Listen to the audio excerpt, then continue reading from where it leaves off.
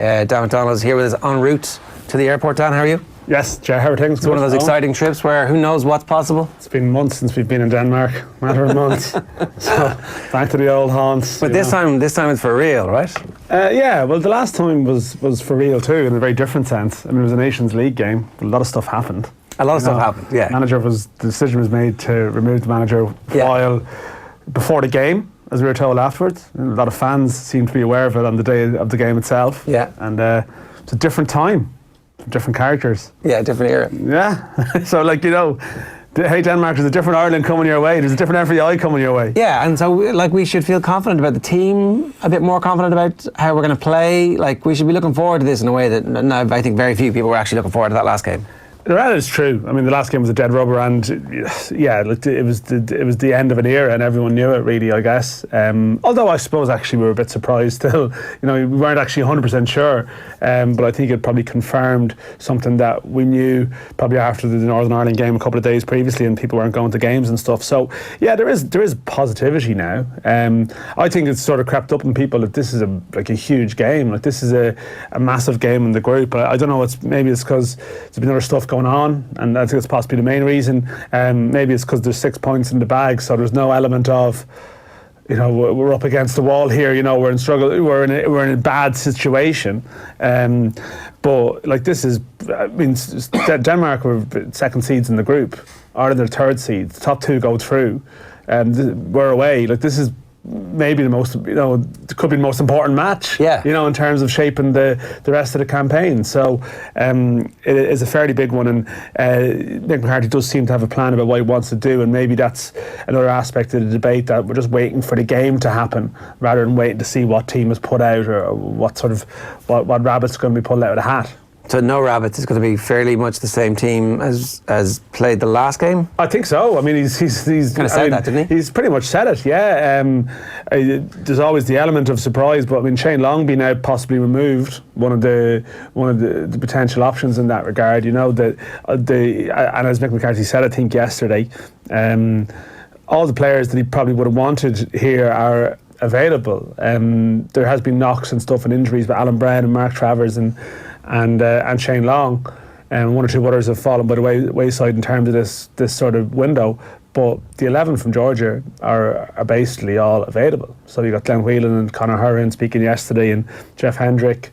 You know, your midfield three, and David McGoldrick up front. You know, so Richard Keogh's back from the playoffs. He'll probably play with Shane Duffy. So they're all there. So it's a matter of, let's see how this Ireland fares against Denmark. You know, this is what we're going to find out, how this version of Mick McCarthy's Ireland fares against a team that's caused us problems before. Although actually, the two games in Denmark have been draws, which probably Mick McCarthy said he would take now. Yeah, I wonder about that. So is our tactic here to try and beat the bad teams in the group by more than the top two seeds, and that we go through? So we draw our 4 games with the top two seeds, and so we take that. No, I don't think so. I think Ireland needs to win the home games. I mean, I think that's basically the thing that needs to change. Yeah, but we're.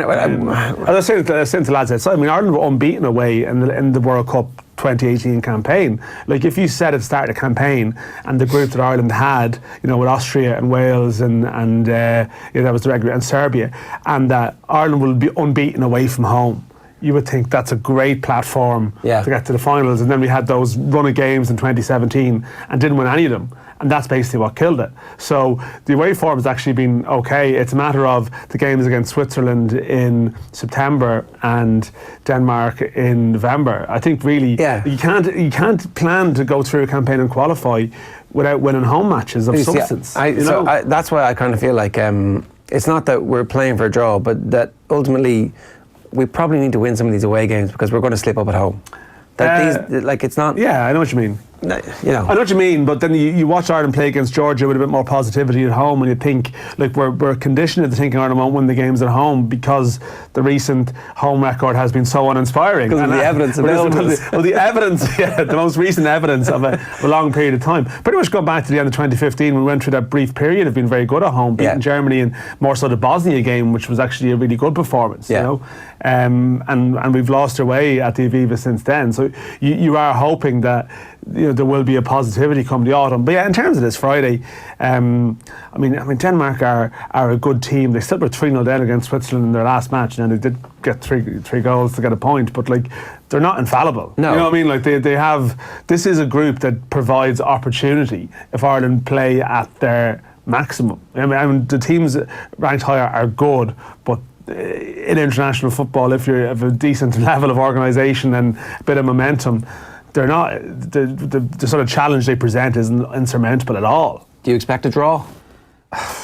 I suppose. I mean, in saying all of that, if you're probably going to go for some kind of prediction here, you still are leaning that way. Yeah. Because also as well, these end of season games, like you watched the Champions League final last week, and it was knackered. And like that's a sort of variable that's added to this here. Like, I mean, some of the better Irish players that are more informed Irish players haven't played in a month, and Denmark, the players are actually spread a bit more around Europe, so they finish at different seasons. But these June games, like in non-major tournament years, like, are generally they can be pretty bad. Yeah. You know, and as a result, you could sleepwalk your way to a draw without it necessarily being a massive, like, high intensity. Now we'll see when we get over there. I don't know what the buzz is in Denmark. I mean, they've been involved in a couple of tournaments. You know, they still have the same management team. You know, is this going to be like fever pitch atmosphere, or just, oh, here we go, another game with Ireland? Yeah, you know, does that sort of seep into the mood around the whole match? Christian Eriksen wasn't great in the Champions League final.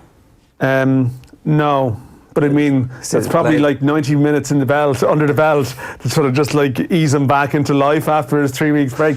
I think you can use confirmation bias here to take whatever argument you want from Christian Eriksen. Go, no, he's definitely going to be really upset. You know, I've decided he's going to be mentally tortured, and he's taking out on us. Well, yeah. You see, that's the thing. You know, no, he's either going to be able to respond, or we're just going to feel the brunt of it. But it's going to be a new Irish midfield that he encounters. Glenn Whelan spoke yesterday. How many minutes do you think Glenn Whelan has played against Denmark in recent years, given Ireland's history with Denmark? None. You'd assume he had 2 minutes. 2 minutes. 2 minutes away in the first leg. Right. And he didn't play at all in the 5-1. Right. And I did make a comment yesterday along the lines of, I've actually done pretty well against Christian Eriksen over the years with my club. I've enjoyed the challenge of playing against them. So he was sort of let his little dig sort of be known. He was an unused sub that night, and it was Harry Arter, wasn't it? There was chasing around the place. Didn't they take off all the central midfielders? Yeah, then at half time, and I think it was Wes Houlihan holding for the second half. Yeah. Good idea. That worked out well. How much better equipped is this Irish midfield in terms of actually dealing with superstars? Well, this is the thing. Like, you talk about it's a structure to the midfield, and McCarthy seems to have decided that the best plan is to have Glenn Whelan there in this type of game anyway. To have Glenn Whelan there as that sitting player who is notionally sort of keeping an eye on the more attacking threat provided by the opposition, and then Conor Hourihane and Jeff Hendrick playing sort of breaking ahead of them. And certainly I think the significant one is Hendrick, because Hendrick is the established Premier League player. Hopefully Conor Hourihane will be talking about that, talking in those terms in like a year's time. But Hendrick's been played in all sorts of different positions. But when you think back to Euro 2016, when Ireland actually played really reasonably well as a midfield unit, it was James McCarthy in the unfashionable sort of sitting there role for Italy in the latter half of the tournament, and it was Hendrick and Brady as the two, and now you've got Conor Hourihane and Hendrick as the two, and they seem to feel that they have the right balance there. You know, they have the right balance of energy and timing the runs forward, which is something that they're talking about a lot. I think goals from midfield or lack of threat from midfield, and Whelan is like the protection there. So to be honest, I mean, we saw it a bit against Georgia, who have clever players, and it was handled reasonably well that night. I mean, David McGoldrick was significant as well. As much as he was the lone striker, he was dropping back very deep sometimes. I mean, to the point where he was in the opposition half, you know, and sort of in the Irish half, taking up positions. And I think it's not just about maybe analysing the three midfield, it was how the whole unit actually worked. The whole unit worked quite well. So you would think, you know, that should be a way of trying to handle Denmark. But I mean, Eriksen is a completely different. Like, Eriksen is the best player in the group. You know, Eriksen will make better teams than Ireland struggle. So yeah, you're going to have to find a way. But he seems to think that this combination works, and maybe we've tried a lot of different combinations in recent years. I mean, with Cyrus Christie playing in midfield at one point, you know. I think that this three here, it makes sense. They seem to have an awareness, and you know, at club level with Whelan and Harahan, they know how they operate.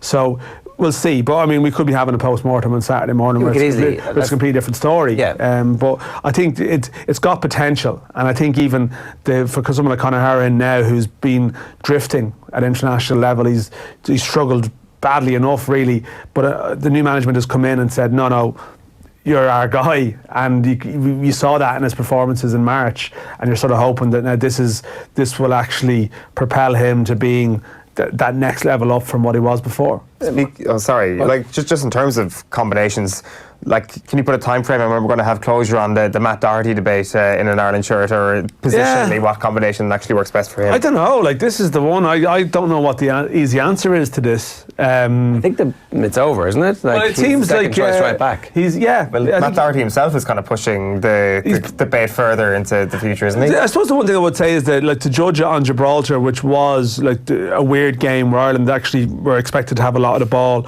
It was a windy, horrible little sort of match in the sense of, like, I'd imagine to play in, it must have been quite difficult. So maybe, you know, I wonder if you're playing an opponent who might be expected to be a small bit more dominant or be on the front foot, then does Doherty as a right-sided midfielder actually make a bit more sense, you know? I still think he might end up getting... Like, Seamus Coleman's not going to be brought off in games, right? Like, there's not going to be a substitution. So it's possible that Matt Doherty will still get most of his minutes on the pitch in this campaign in a position that Mick McCarthy isn't necessarily sure that he's suited to. And that may well be the way that it goes. Maybe if there was an injury at left back or something, he might be tempted to try on there. But I think Enda Stevens is very much established in his thinking there, and for balance, I don't think he's going to mix things up. So it might be that Doherty they have to work at that as him as a right-sided midfielder, or maybe at times in a game will Ireland change to a three at the back if they're chasing and Doherty is a wing back. I mean, he's a good player. Could he ever come in and play as one of the midfield three, Philip Lahm style or something? You know, I'm not Unlikely. sure. I'm not so sure. Like, he's got that explosive quality, and I mean, you wonder, like, if things aren't great with Robbie Brady and Ireland under the cosh, do you think, we'll bring Matt Doherty on as that right midfielder and hope he can take the ball and drive forward like he can with Wolves and take Ireland out of trouble? Maybe. Yeah. You know, but I don't see him unshipping Seamus Coleman from the team. If they ever did go three at the back with Coleman slide in as the that right of a three, I think that's what you would try. It'd be worth seeing that, wouldn't it? I mean, obviously not against Denmark, but I wonder, I mean, you played Gibraltar at home on Monday. Do you have the scope to mess around with it a small bit then in a game where you'd imagine you'd be reasonably comfortable? But I think McCarthy has decided that it's about the team and that combinations that work rather than getting your best 11 onto the pitch. And it will lead to, if Doherty plays next season like he did this season, we're going to be, this is mad, we've got like 7 or 8 Premier League players, we've got a really good one and he's not involved. But if you're getting the results, he'll be able to go, well, there you go. Dan, enjoy the trip. I will. The old familiar haunts of Copenhagen. To Copenhagen, yeah, exactly. Listen, it's... what can you say about Copenhagen at this point? You know, we're going to Copenhagen and Tbilisi, like, you know, in terms of travel blogs, it's sort of a limited year in terms of going back to where you were before. Tbilisi. It's like a reunion tour for Martin O'Neill, except we've got a new front man. You know what I mean? Let's see how the crowds will take to this one.